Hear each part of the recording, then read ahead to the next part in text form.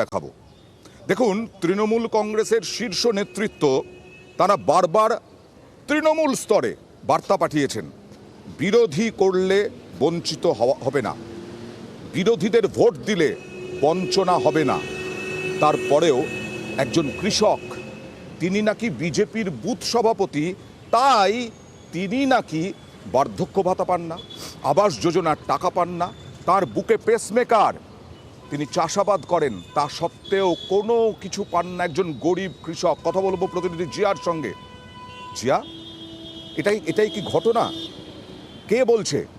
কৃষক যিনি বিজেপির বুথ সভাপতি তিনি অভিযোগ করছেন যে তিনি বিজেপি করেন বলে।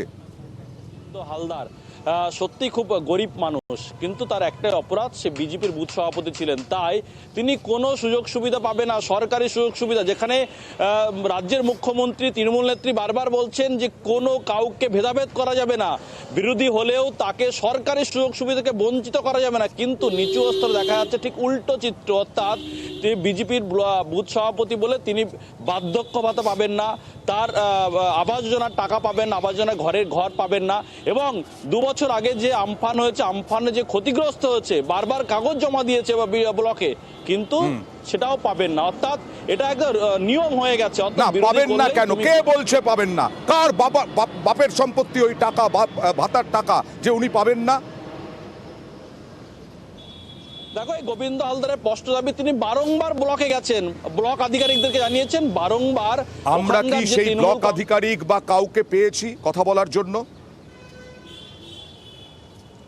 দেখো, এখনো পর্যন্ত উনি যেমন অভিযোগ বলছেন, অন্যদিকে শাসক দল তৃণমূল কংগ্রেসের নেতৃত্ব বলছেন যে না, এরকম কোনো ঘটনাই ঘটেনি, সবটাই তো দুয়ারে সরকার হচ্ছে, দুয়ারে সরকারকে ওখানে যেতে হবে।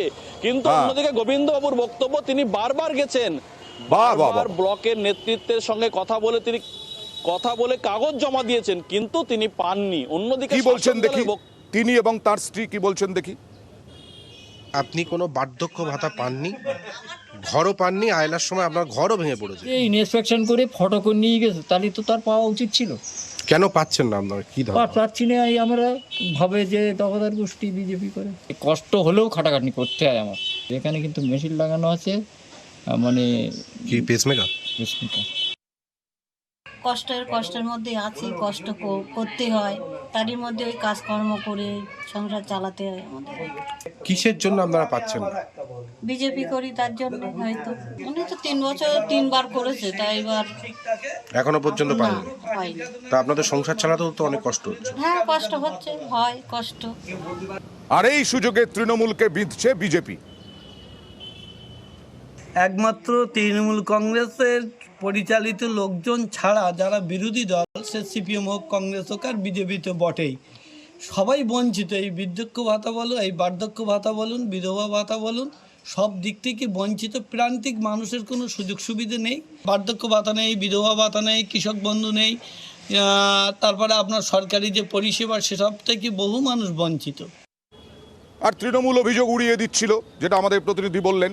তৃণমূলের বক্তব্য নিয়ে তারপরে আবার জিয়ার কাছে যাব। কে বিজেপি, কে সিপিএম, কে তৃণমূল, এটা দেখার আমাদের কাজ না।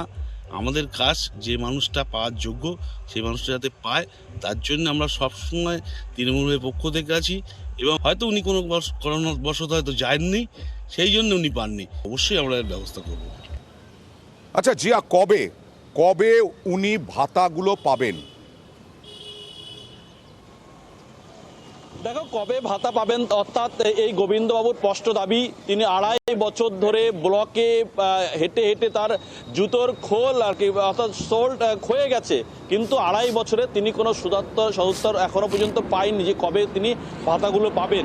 অর্থাৎ ব্লক আধিকারিকরাও তার কাছ থেকে একাধিকবার সাদা কাগজে লিখিয়ে নিয়েছেন যে দেওয়া হবে, আপনি অভিযোগ করুন, আমরা দেখছি, কিন্তু সেটাও প্রায় 2 বছর অতিক্রান্ত। ফলে আর তিনি ক্লান্ত হয়ে যাচ্ছেন, আর তিনি পাচ্ছেন না, তার আর নিতে ইচ্ছা করছে না সরকারি ভাতা, তখন বারবার গিয়েও আবেদন করেও মেলেনি।